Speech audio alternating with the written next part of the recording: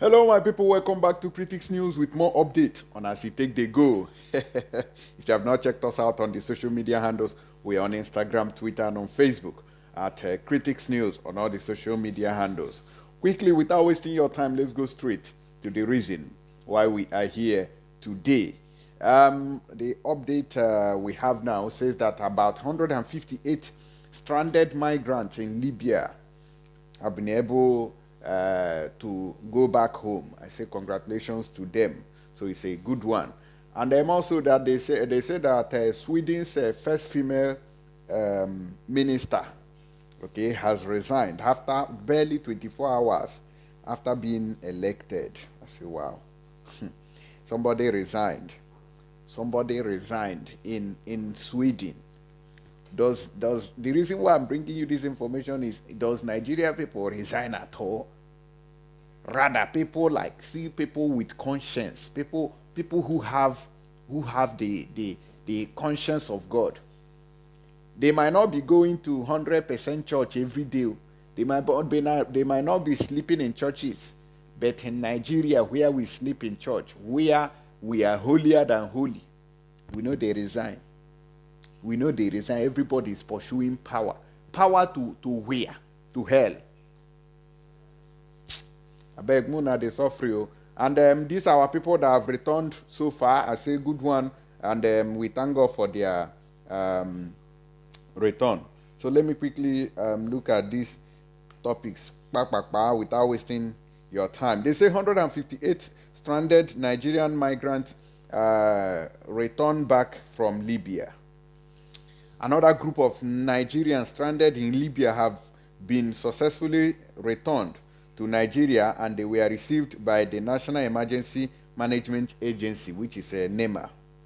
They departed Mitiga International Airport, Tripoli, and arrived at the Muritala Mohammed International Airport, Lagos, at about 5:47 p.m., NEMA said on Wednesday, November 24th.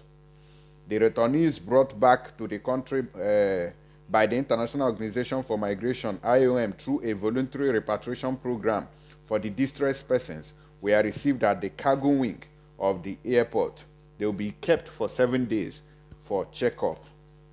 I say congratulations to them once again. We thank God that they have returned back home without much issues. You understand?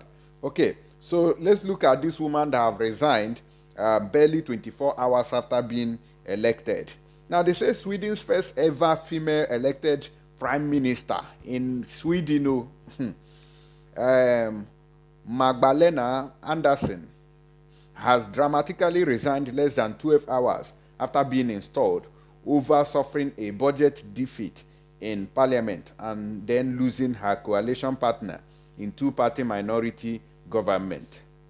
Ms. Anderson said a decision by the Green Party to quit the two-party coalition had forced her to resign, but added that she had told the parliamentary speaker she hoped to be appointed prime minister again as the head of a single-party government.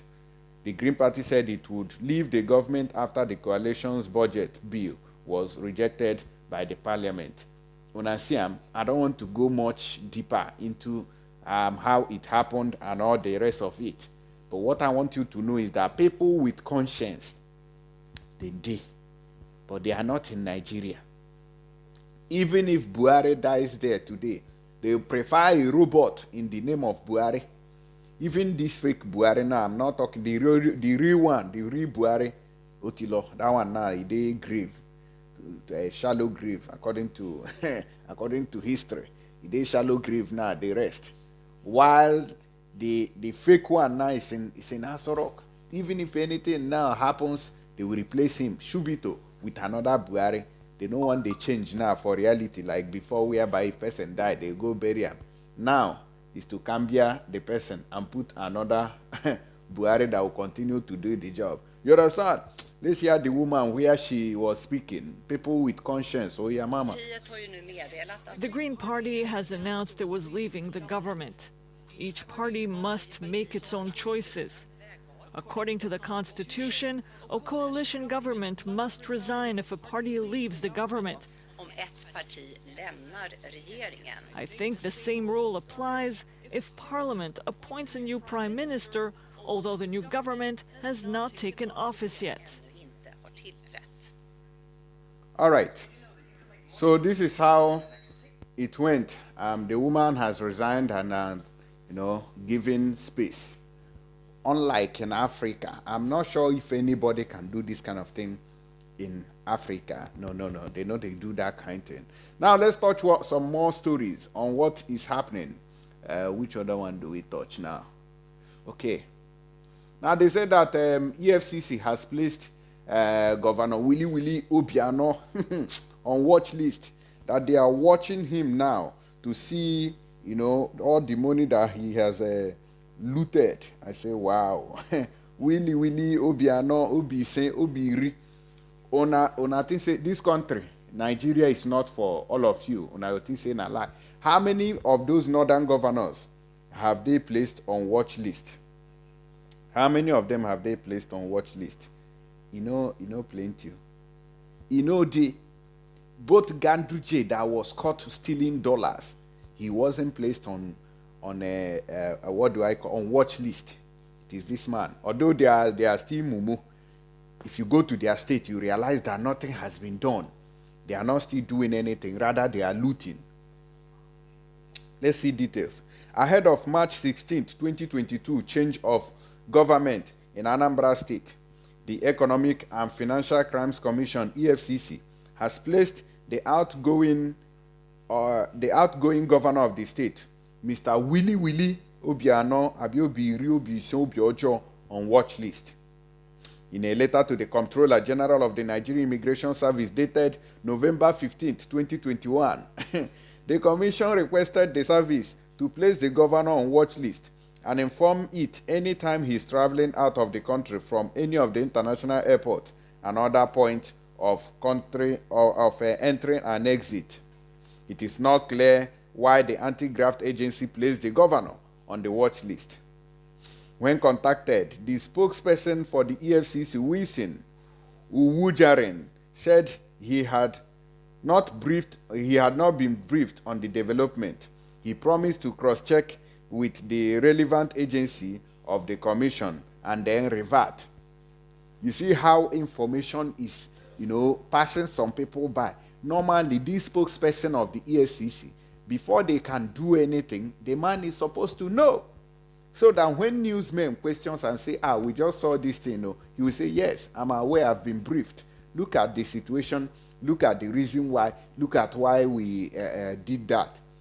But day for Nigeria. Nonsense attitude everywhere.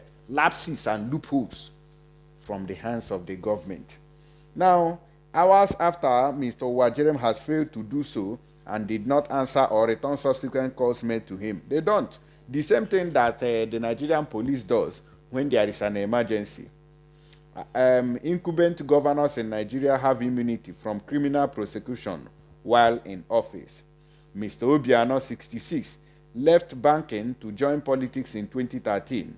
He was elected governor of Anambra in November on the platform of the All Progressive Grand Alliance, ABGA, that year. Oh God, oh. It don't read. So Willie Obiano now is still among those people who are on watch list of EFCC, which means after now, Nagonza query, all these Southeast governors, you people are just playing with your lives. You think by serving Fulani that you are going to be loved. You think by not developing your city as instructed by your bosses that you are going to be loved. Loriro, ihe no kanebe. The only solution is for us to come together as a people and agree on one thing and do it. But I know, some of them are afraid. Some of them are fear. They make them, they dodge. They don't want to come out and speak up and tell the world of the atrocities being perpetrated and committed by the Nigerian state or the Nigerian government against the indigenous people. These people requires a lot of pressure to make sure that they do the needful in the land, or else they go wrong, come up for that government. Resign now. See this woman now, she has resigning. They did not say she was sacked. She resigned, a prime minister, just like a president of Sweden. She resigned. She know they do again. Those are the people who went there to serve. But all of you in Nigeria, do I'm a governor, I'm going there to serve my people. You are going there to loot for your family, not even the people of your village. Yeah, man. After being a governor, your village cannot have light. You tell me that you people are normal. That is the height of stupidity. If you are as a governor, you leave your seat, or as a president, I don't know about Goodluck Jonathan's village. Up to today, you don't have light, standby light in your village. Then now your mumu ain't too much. You think all those things are normal things. If you go Ibodo, you want to sit out where there is light. You want to enter train, and yet you cannot do it in your village. Cost government of Nigeria. But let's go to another news.